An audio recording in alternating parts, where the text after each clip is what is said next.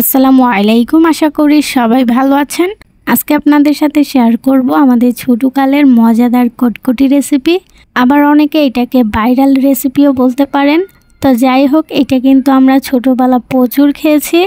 যারা গ্রামে থাকেন তারা বলতে পারবেন গাট্টাওয়ালা কারা, ওদের থেকেই কিন্তু আমরা কটকটি মজাটা খেতাম। তো যাই হোক, আজকে আপনাদের সাথে শেয়ার করে ফেলি কিভাবে বাসায় বসে কটকটিটা তৈরি করবেন। প্রথমে আমি একটা টেবিলে একটা বাটার পেপার নিয়ে বিছিয়ে রাখবো। আপনাদের কাছে যদি বাটার পেপার না থাকে তাহলে নর্মাল কাগজটা একটু তেল দিয়ে ব্রাশ করে নেবেন। এটা আমি এখন টেবিলের মধ্যে রেখে দিব। আর এখানে আমি চুলার মধ্যে একটা পাইপ্যান বসিয়ে দিলাম। পাইপ্যানের মধ্যে দিয়ে দিব 1 কাপ চিনি। এখানে যদি আপনারা কটকটিটা কম বেশি করে বানাতে চান তাহলে চিনিটাও কম বেশি করে দিয়ে দিবেন।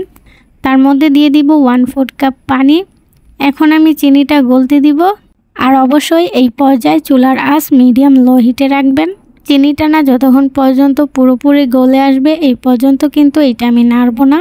চিনিটা যখন একদম পুরোপুরি গলে আসবে এই পর্যায়ে এটা আমি এখন নেড়ে দিব। চিনিটা বলক আসার পর এই পর্যায়ে চুলার আঁচ রেখে দিবেন একদম লো হিটে।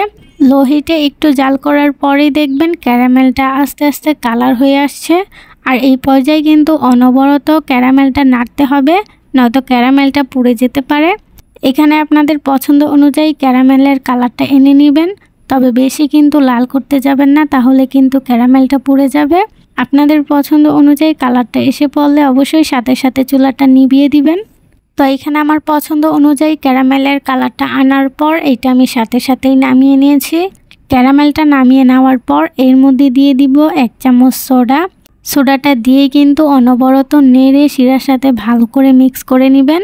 আর মিশাতে কিন্তু এরকমের সাদা সাদা ফেনা ফেনা হয়ে আসবে। এই কাজটা চেষ্টা করবেন যত দ্রুত তৈরি করার জন্য, নয়তো প্যানের মধ্যে কিন্তু ক্যারামেলটা বসে যাবে। তো সোডাটা মিক্স করা হয়ে গেলে ওই যে আগে যে বাটার পেপারটা বিছিয়ে রেখেছিলাম তার মধ্যে ঢেলে দিব। আর কটকটির শেপ কিন্তু চামচ দিয়ে দেওয়ার কোনো দরকার নাই।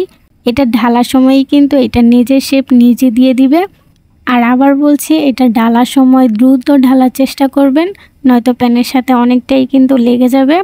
তো এখানে আমার শিরাটা ঢালা হয়ে গিয়েছে। এখন আমি এটা রেস্টে রেখে দিব 20 থেকে 25 মিনিটের জন্য। এটা এইভাবে রাখলেই কিন্তু আস্তে আস্তে শক্ত হয়ে আসবে। এটা এখন রেস্টে রেখে দিব। আর আপনাদের সাথে একটা টিপস শেয়ার করি। এই যে প্যানটা দেখতেছেন, এইটা কিন্তু খুব সহজেই উঠানো যায়। আপনারা যারা নতুন রাঁধুনি আছেন তারা মনে করেন এটা উঠানো যাবে না, যার কারণে আপনারা এরকমের ক্যারামেলের জিনিসপত্র বানাতে চান না। তো এটা কিন্তু আপনারা পানিতে 20 থেকে 25 মিনিট ভিজিয়ে রাখলেই কিন্তু খুব সহজে উঠে যাবে। আর এই জিনিসটা যে আমি আপনাদের সাথে হাতে শেয়ার করতেছি, এটা যখন একটু নরম থাকবে এটা কিন্তু খুব সহজেই আপনারা হাতের সাহায্যে উঠিয়ে ফেলতে পারবেন। তো এটা একটু শক্ত হয়ে গেছিলো, যার কারণে উঠানো যাচ্ছিল না। তো যাই হোক, এটা কিন্তু ভিজিয়ে রাখলে খুব সহজেই উঠে যায়। আর এদিকে আমাদের কটকটিটা প্রায় শক্ত হয়ে গেছে।